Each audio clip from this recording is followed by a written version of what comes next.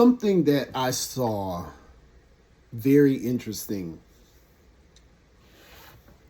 was this debate about flat Earth and spherical or oblong Earth. I don't find it interesting as a scholastic or academic debate because it's not. It is primarily non-academics arguing with academics.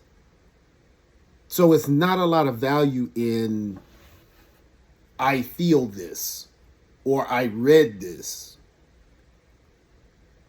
Hence the earth is flat. Just as a scholar, and I am not a scientist, but just as a scholar, we function on evidence. And if you've ever looked at a lunar eclipse or a solar eclipse, the celestial objects are always round. If now flat earth people's logic is the earth must be turned in this position but still flat for that to occur, right? If the earth were flat, sometimes it should be this way, or this way, or this way. It's always this way. It's always round, right? On the eclipse. And it can be when any planet passes in between the sun and the moon, or the earth passes between the moon and the sun. It's always a sphere, right? So that would mean if it was a plate, it kills the fact that they say it's laying flat or that it's a dome over a plate. That's just not logical based on what we know we can see with the naked eye, which is any eclipse that you see. Why would the moon be round and the earth not be? Or just recently we saw several of the planetary constellations in visible sight, and with telescopes or without, they're spherical. And people who say that this is a hoax would mean ancient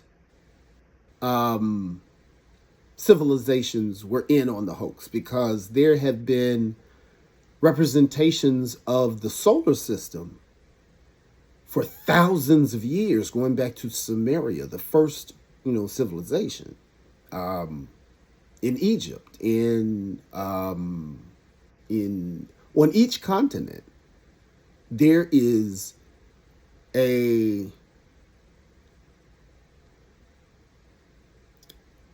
when I say prehistoric, I'm saying before recorded history, so we're talking over 1,000 years. There, for thousands of years, possibly hundreds of thousands of years, there have been representations of the solar system. And all of these representations show a spherical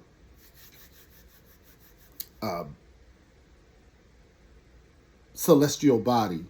And the reason why a sphere is the most common celestial formation is because if gravity is pulling toward the center of something, it will turn into a ball. That's why it's round. The definition of a circle is equal distance from a center point. So that's gravity pulling in on something. And if it's pulling in equally in all areas, it's round. It's not going to be corners, So that's not what I found interesting. Again, this channel was always interested in the academia. All right. There was a particular flat Earth conversation between Professor Dave, who is an online personality, 4 million followers. I have not checked into this gentleman's credentials, but apparently he is a university professor and studies astrophysics. And there was a debate he had on a comedian Godfrey's podcast with a hip hop artist, Lord Jamar, from the Brand Nubians, excellent group in the 90s. Lord Jamar was debating flat Earth.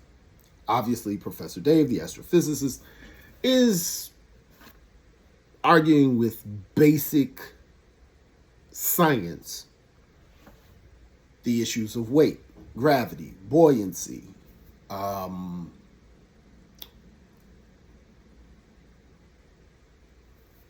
the things in science that support and prove the spherical nature of planetary bodies.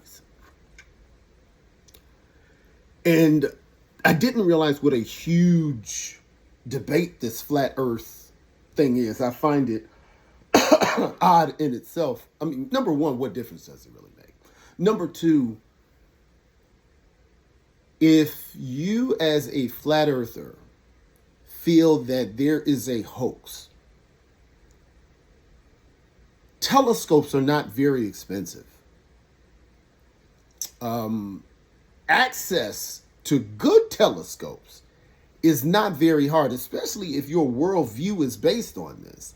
At least try to access these easily accessible tools that can show you if indeed there's a curvature of the Earth or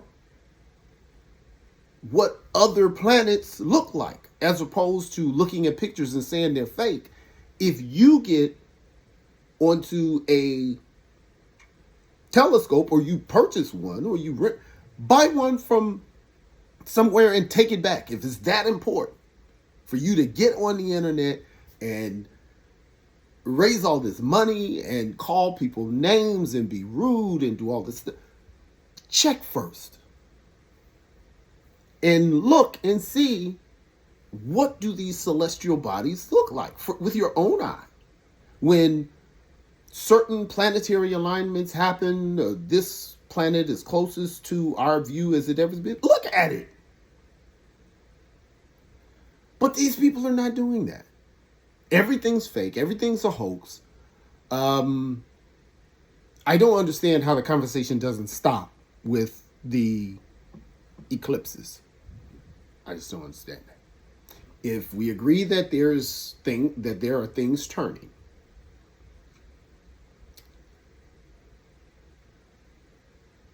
or even if it's not turning, your model would only mean that during an eclipse, the Earth is in one position. And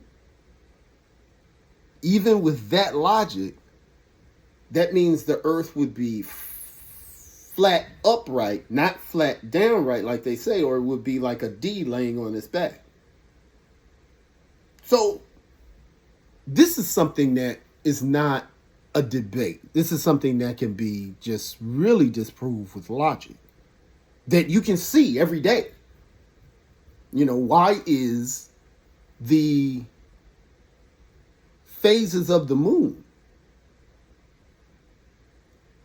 a portion of a circle, all the way from the crescent to the half moon? All the phases of the moon is part of the circle because the Earth is moving and the sun is coming around it. But my question is this: with the particular Lord Jamar and Professor Dave debate, it reminded me a lot of the Wes Huff debate. And again, this is somebody way more successful than I am. on social media. I think he has like 4 million followers. I would love to have 4 million followers. I'm not going to lie. So I'm just making that clear. But we have an obligation as educators and scholars. And we are educators all the time, which is why you chose the moniker or the sobriquet Professor Dave.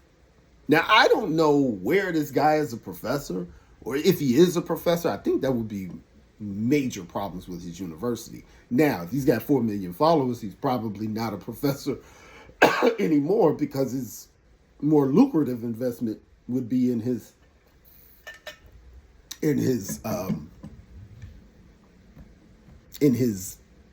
webpage or his social media page.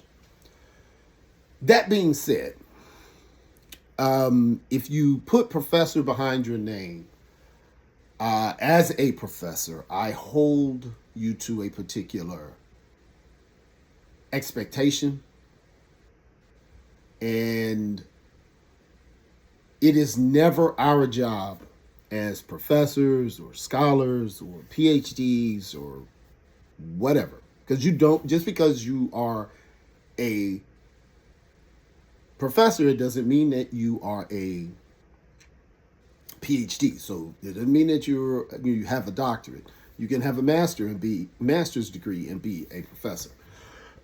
And under some circumstances, you can be a professor and have a bachelor's degree. That is rare, but that can happen. So I do not know if Professor Dave has a doctorate, but if he is a professor or was a professor or still identifies as a professor, it makes our profession look bad if we use our intelligence, our access to information, our wealth of knowledge to humiliate people.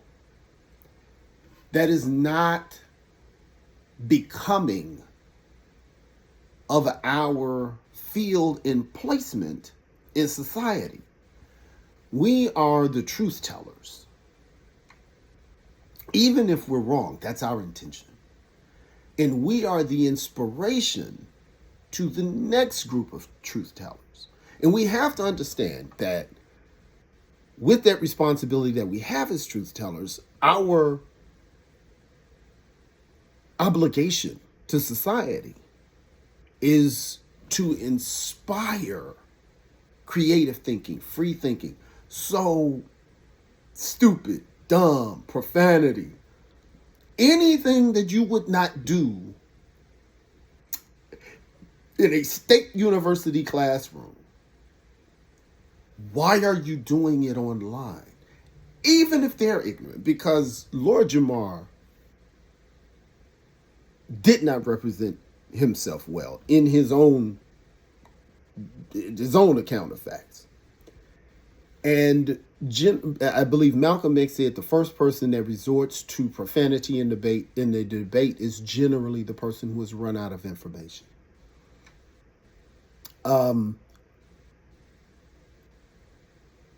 Even with, as a trained scholar, you know when you start talking to somebody about how much information they have, right? And if they have little, if any, I can ask you questions to show you run out of information, to illustrate to you that you run out of information. And again, Professor Dave was trying to do that, but he began to lose his temper when his opponent was being disrespectful. Well, sometimes you have to raise above the situation and just say, you know what, this is not for me. Or stick to your intellectual guns. Whereas Lord Jamar was talking about buoyancy and weight, and he would ask him, what are the definition of those words? Lord Jamar didn't even know the definition of weight. Or what was happening was he knew it was going down a road that was only going to be worse for him in the debate. So he was trying to end the debate. So he began to name call and become petulant. But once I see I have you, pull it back and let him save some face, because we are to inspire the free thinking, the broad thinking. So, well, explain to me this part and let them talk about blah, blah, blah, blah, blah, right? Let them, a debate, I should learn, I should teach. You should learn, you should teach. We both should learn, we both should teach. And if I already know the answer, humiliation will probably not get you over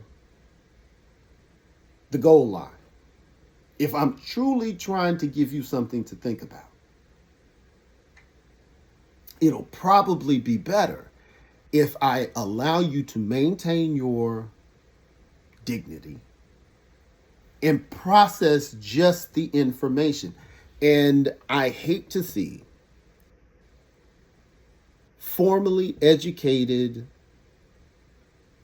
scholars, professors, persons pursuing doctorates, persons acquiring a degree of expertise in something, to begin to denigrate people that they know don't have that information. He's an astrophysicist. This guy is a platinum selling hip hop artist. Now you can have this conversation to see, okay, let me see how much you know. And let's say he is a doctor. If I'm talking to somebody about the Civil War, I can quickly ascertain they're here, or they're here.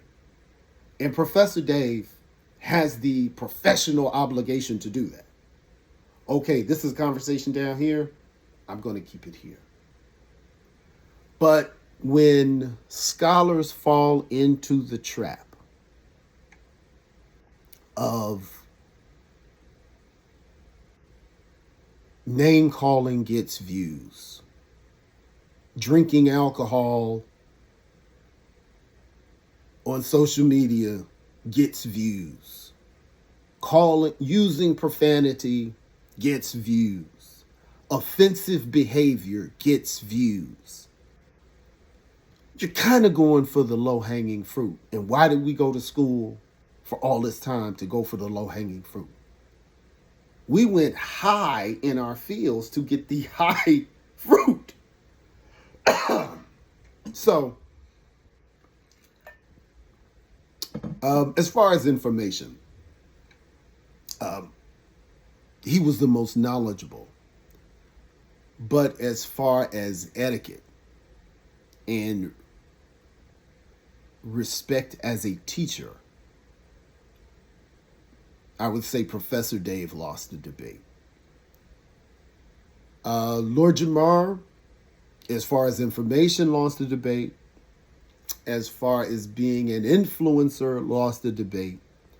And as far as being a man above 50, holding a conversation with another man, he lost the debate.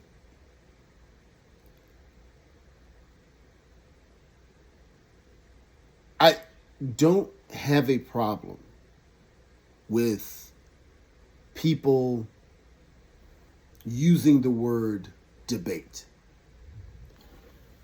But a debate means something. Just like when Lord Jamar used the word weight.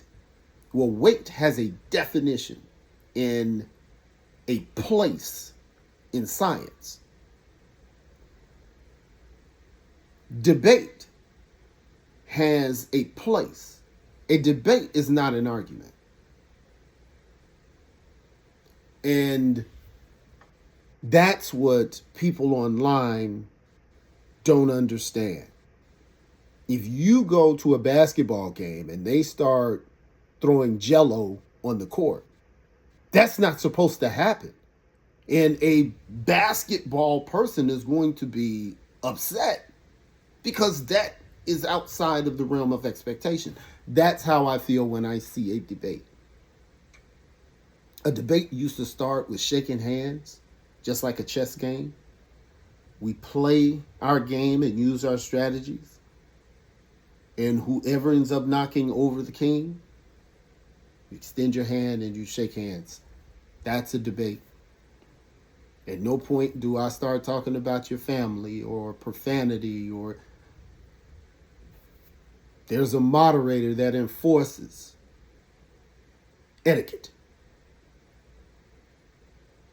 And the more that we get used to rewarding bad behavior, either by likes, by views, the less academia is valuable in society.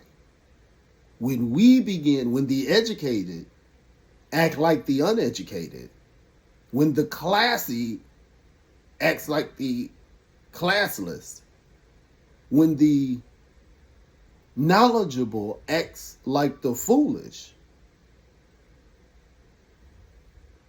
where is the elevation of society?